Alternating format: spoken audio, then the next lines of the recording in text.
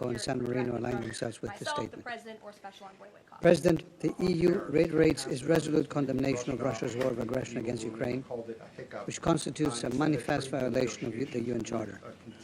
I would like to thank DPPA and OCHA for the clear statements on the consequences of this war of aggression against Ukraine, and for the critical efforts in leading the United Nations political and humanitarian engagement in Ukraine.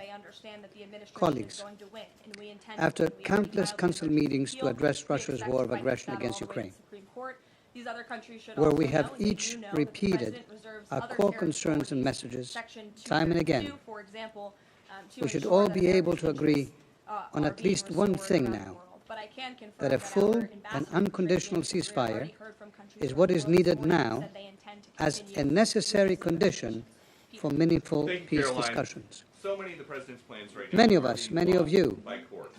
have called If the repeatedly for a courts are ceasefire to be the ones on who several are occasions and in shaping different policy, formats. does the president Many would have just have become done so while stressing the importance of an end to this war grounded in the UN Charter, international law, and respect for Ukraine's sovereignty and territorial integrity as applicable to all UN member states? are in some way against the law? Now is Why the time can't to President make Trump this ask a the reality, Republicans to control end the House, this the illegal Republicans war to control and the suffering, Senate, just to and achieve a comprehensive, just, and lasting peace in Ukraine in line with the UN Charter and international law. We welcome all efforts towards achieving such a peace. We as Europeans, together with Ukraine, have been working tirelessly to this end. The European Union joins Ukraine, the United States, and other international partners in calling for a full and conditional ceasefire of at least 30 days. This pause in hostilities would serve as a vital step towards reducing civilian suffering and allow for further exchanges of prisoners and the return of abducted children. And on a different topic, It would there's also proposals provide space President Biden's for meaningful leadership who are talks now in talks aimed with at ending Republicans Russia's war of in aggression Congress to and give achieving a interviews on comprehensive, how they have just, handled and lasting President peace. Biden's decline. If the Ukraine president has satisfied repeatedly demonstrated with its readiness aids to accept only, a sitting comprehensive and transcribed immediate interviews, ceasefire would he also without like to see preconditions, some kind of testimony committing to such a step from months First ago. Lady, Dr. Biden? President Zelensky traveled to Turkey for direct talks with Russia's president, which unfortunately never materialized. As has been the case from the beginning of this war, it is now for Russia to show its own willingness to achieve peace.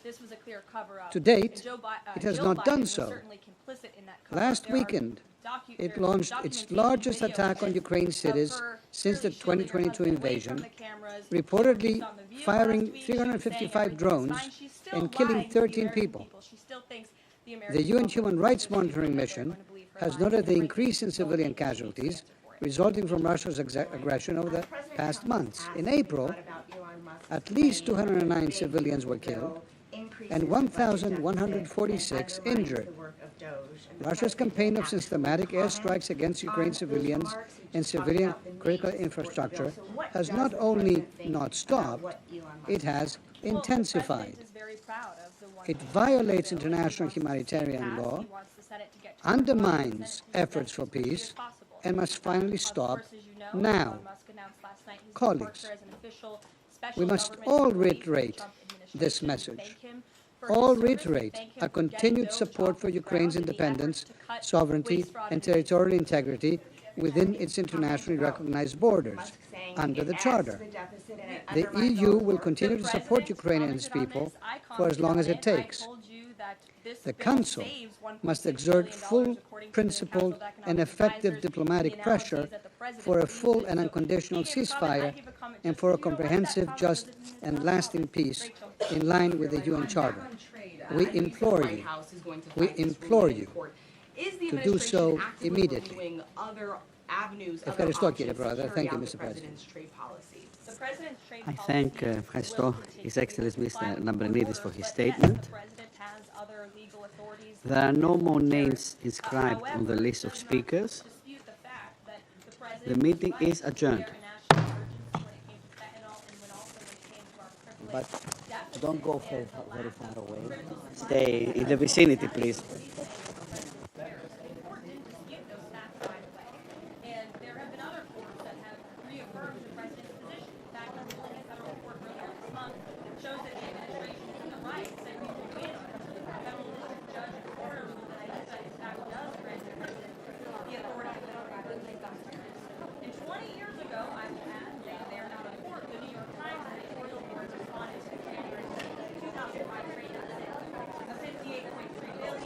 editorial entitled Dangerous Deficits. And since then, our trade deficit has more than doubled. The U.S. trade deficit in January was a whopping 130. So people on both sides of the aisle, pundits, lawyers, legal scholars, politicians have all agreed that it is a national emergency. Our trade deficits and our lack of supply chains here at home.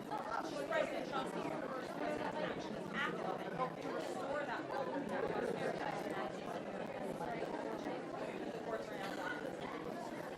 Then reach the point where you are actually asking your economic advisors to start reviewing other avenues to implement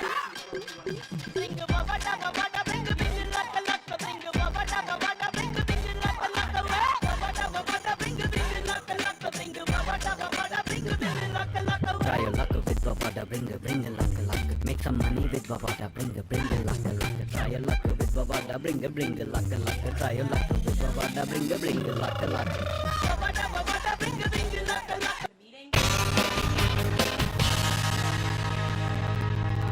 We're actually going to stop. Used his authority to revoke those visas, to revoke that privilege, and we've seen the courts try to block that. So if these judges want to be the Secretary of State or they want to be the president, they can run for office themselves. It should be the other way around. But all of the actions the president has taken rely on. बचपन से मुझे इन्हीं की तरह एक super hero बनना था.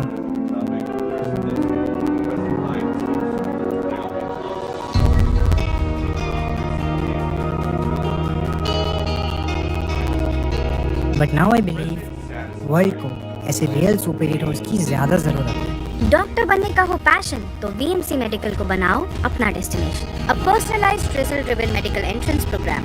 VMC Medical for the doctors of tomorrow. Lady should certainly speak up about what she saw in